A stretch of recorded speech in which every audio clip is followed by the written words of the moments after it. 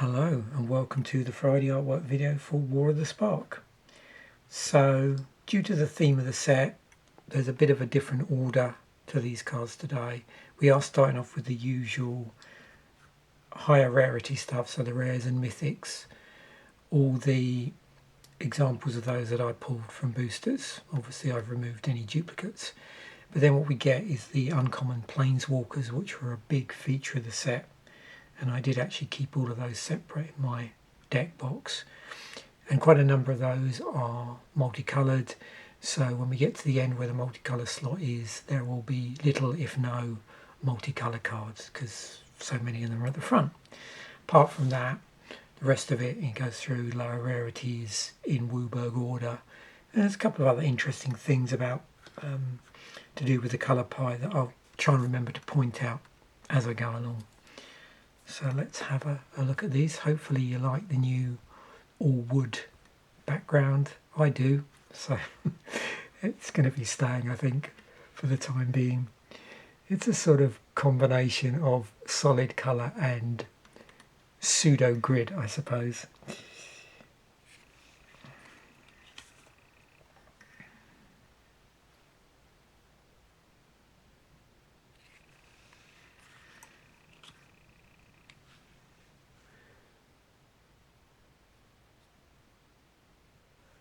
I don't know for many of these whether I'll have much to say particularly, except where maybe we get to a card where I've noticed there were some really quite dark cards on here, and I'm curious as to whether under the camera and under the light we'll get a better perspective. But I will point out those specifically.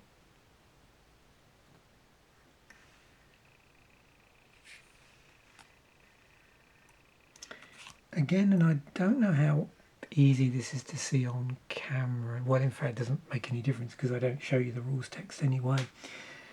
But I'll show you on this one because it's an interesting aside. So if I just bring that up, I don't know if that's showing, but the actual rules text area itself is shaded very, very lightly in the two colours on two colour cards. As you can see, that was a mythic.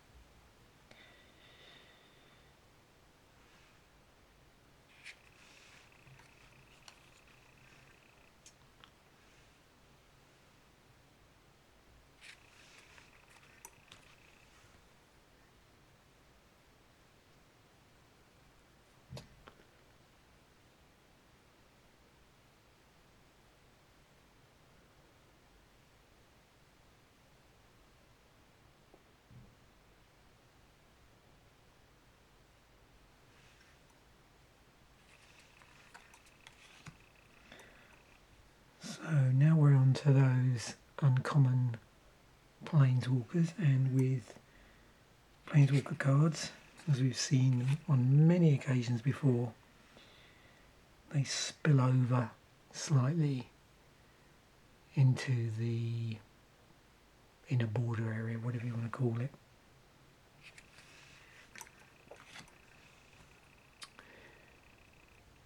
And of course that overspill now is something that we do see all the time with all the various alternate printings in the newer sets.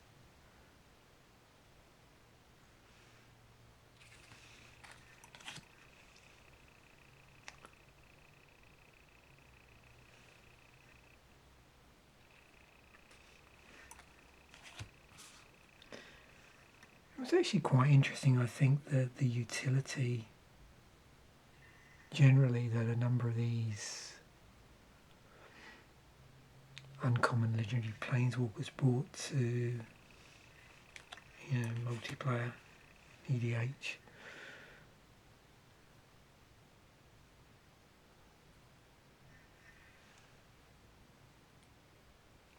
Particularly those static abilities, so it was almost like having a scaled down planeswalker and an enchantment on the same card.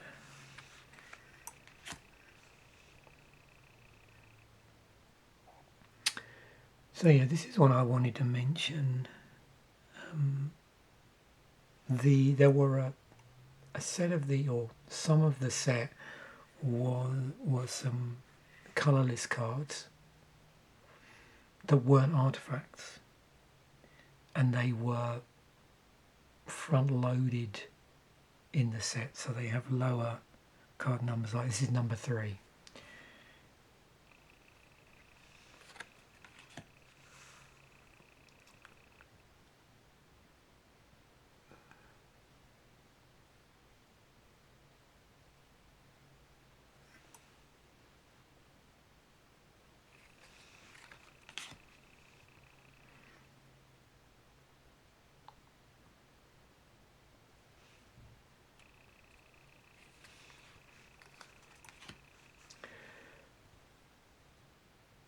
I actually got a strange, what would you call it, like proportional breakdown in terms of mono-coloured cards when I got to blue. When I looked through my blue monocolour cards for the set, there was actually only one uncommon.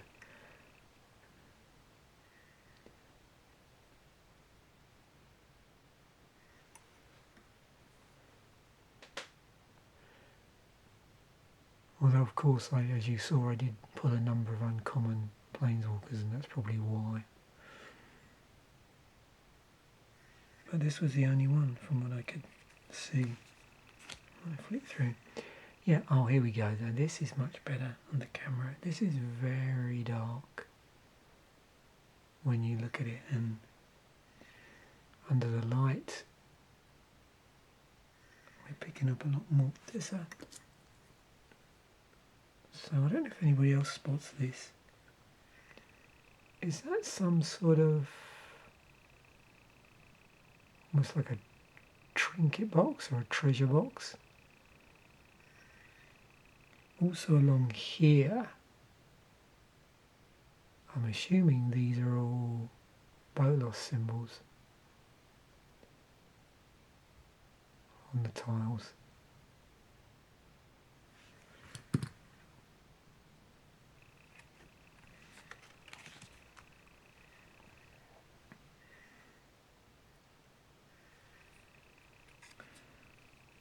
It was one of several, that Price of Betrayal, one of several spotlight cards.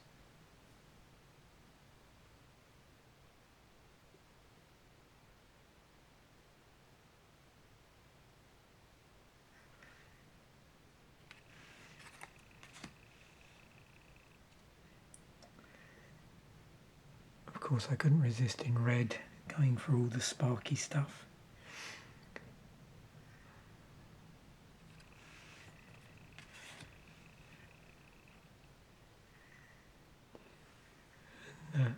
I don't know what my favourite printing of Giant Growth is, but I did quite enjoy this particular take on it.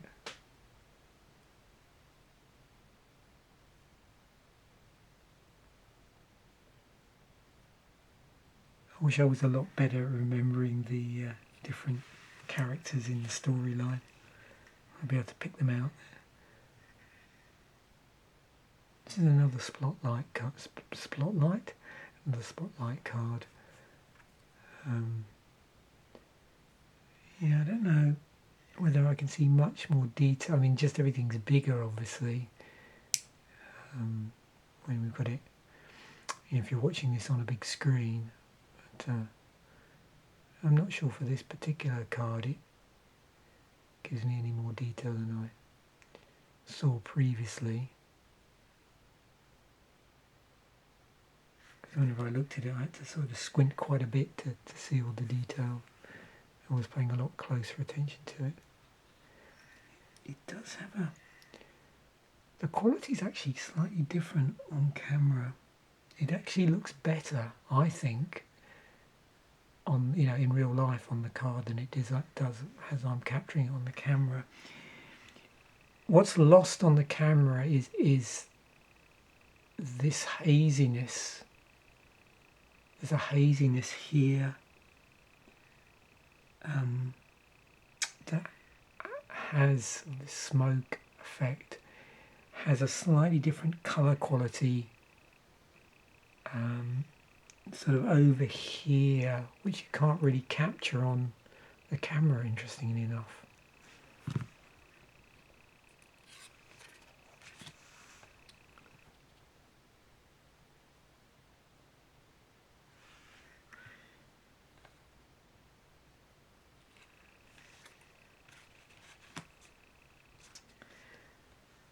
And then we've got some artifacts here. Just wanted to take a look at actually all the artifacts that I pulled from boosters.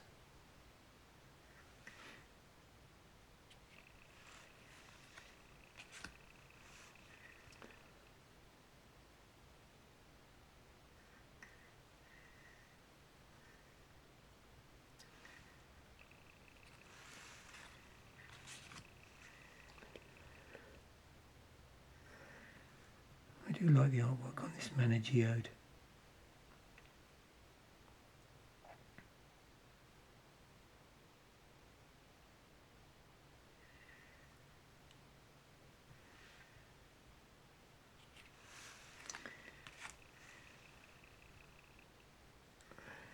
And also on this Gateway Plaza, because the two sets before this it was included in, there was different artwork. Same for both of them, and then this had a different piece of art.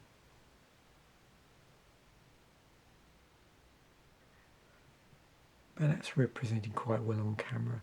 I think what's happening, and I'm noticing it under the light, and I have done a little bit of adjustment here on camera for the light I'm using, but I'm actually losing some of the redness in here that you see on in real life on the paper.